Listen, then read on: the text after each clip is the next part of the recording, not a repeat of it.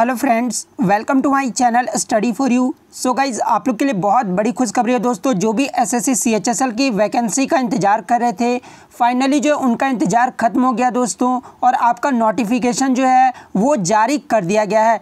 तो आज के इस वीडियो में आपको बताने वाला हूं कि इसका जो ऑनलाइन अप्लाई डेट है वो कब से स्टार्ट होने वाला है, साथ ही साथ जो है आपका इसके लिए एलिजिबिलिटी क्या रहने वाला है, एज लिमिट जो है वो क्या रहने वाला है, और सिलेक्शन प्रोसेस जो है इस वैकेंसी के लिए क्या रहने वाला है।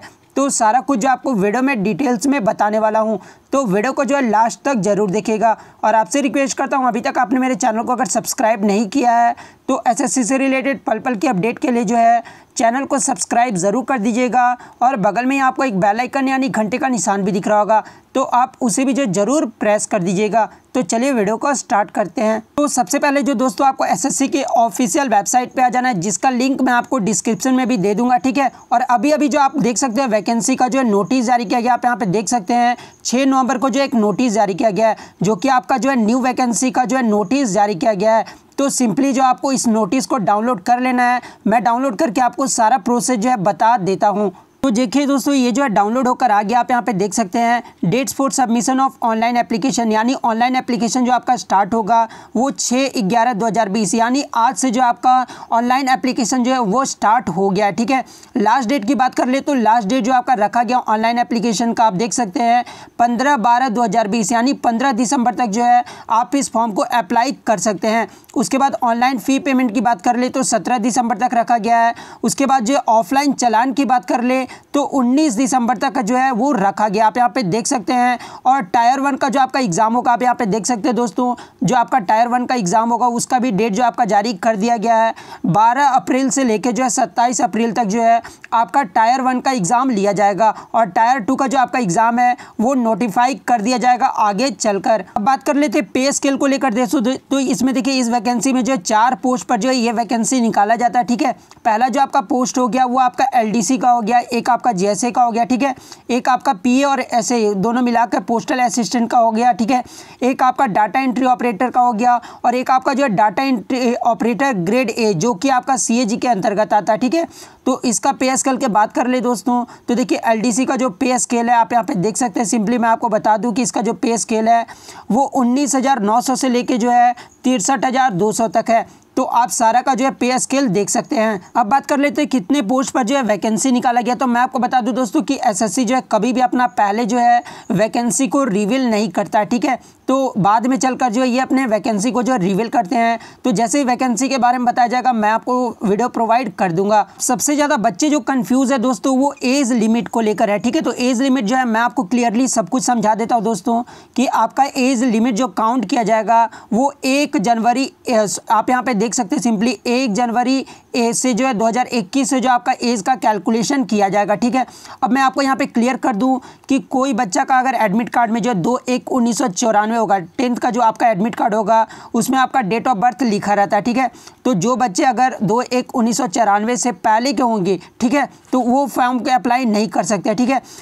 यहाँ पे क्लियरली बताया गया कि candidates born not before 2/1/1994 and not later than 1/1/2003। तो मैं आपको क्लियरली बता दूं कि इसमें क्या बताया गया है। तो देखिए इस डेट के पहले अगर कोई बच्चे मतलब उनका डेट ऑफ बर्थ होगा तो वो फॉर्म को अप्लाई नहीं कर सकते हैं, और इसके बाद का अगर उनका डेट ऑफ बर्थ होगा तो वो जो है अप्लाई नहीं कर सकते हैं, ठीक है।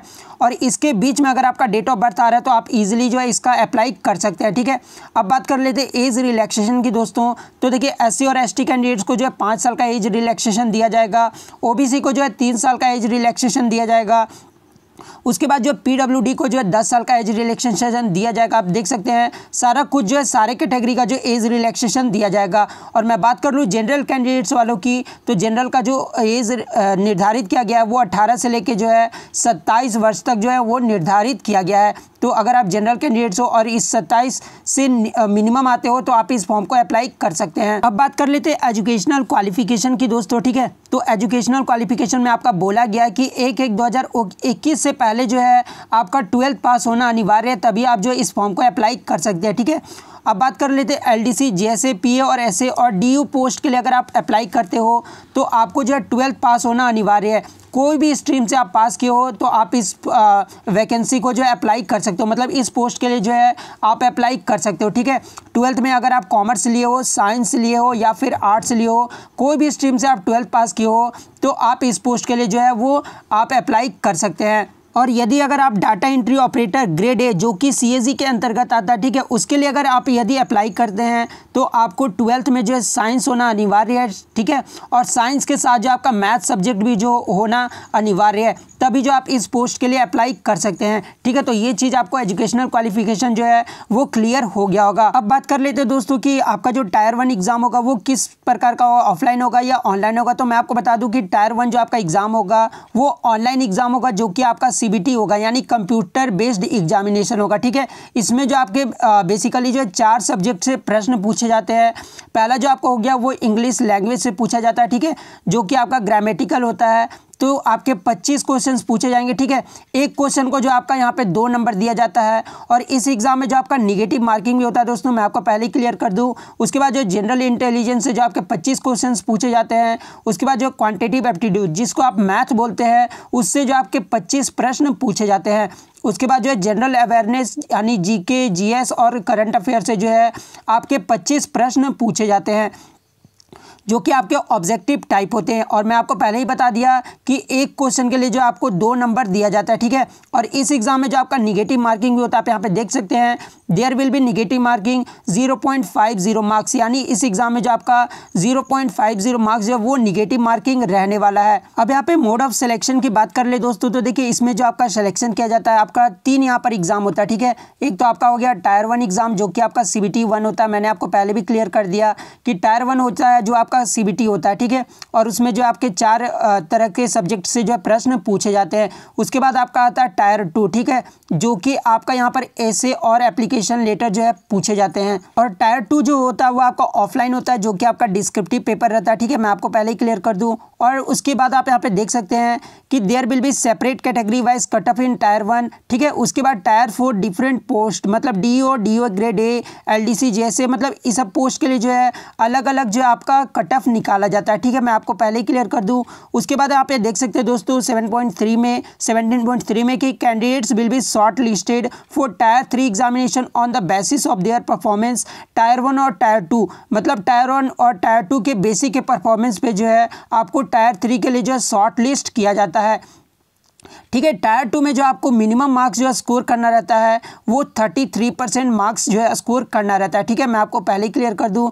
उसके बाद जो आपका टायर 3 एग्जाम होता है वो स्किल टेस्ट और टाइपिंग टेस्ट होता है, जो कि आपका क्वालिफाइंग नेचर का होता है। ठीक है, टायर 3 जो आपका एग्जाम होता है वो आपका क्वालिफाइंग नेचर का होता है। ठीक है, तो मैं आपको पहले ही क्लियर कर दूं। ठीक है, और देखिए स्किल टेस्ट जो होता है वो आपका DO के लिए जो है होता है। ठीक है, और आपका जो टाइपिंग टेस्ट होता है वो LDC DO के लिए होता है। ठीक है, आप यहाँ पे देख सकते हैं, नहीं सॉरी, यहाँ पे क्लियर ये किया गया है कि अदर देन DO, मतलब DO के अदर पोस्ट के लिए जो है आपका टाइपिंग टेस्ट लिया जाता है। यानी आपका जो टाइपिंग टेस्ट है वो आपका LDC JSA PA पोस्ट के लिए जो है आपका लिया जाता है टाइपिंग टेस्ट। और स्किल टेस्ट जो है वो आपका DO के लिए जो आपका स्किल टेस्ट लिया जाता है, जो कि क्वालिफाइंग नेचर का होता है। तो आशा करता हूं दोस्तों कि आपको जो है सारा कुछ समझ में आ गया होगा। यदि आपको कोई भी डाउट है तो आप कमेंट्स करके जो है अपने क्वेश्चंस को पूछ सकते हैं। और अगर वीडियो अच्छी लगी हो तो वीडियो को जो लाइक करना बिल्कुल भी मत भूलिएगा। तो मिलते हैं नेक्स्ट वीडियो में, तब तक thank you, all the best.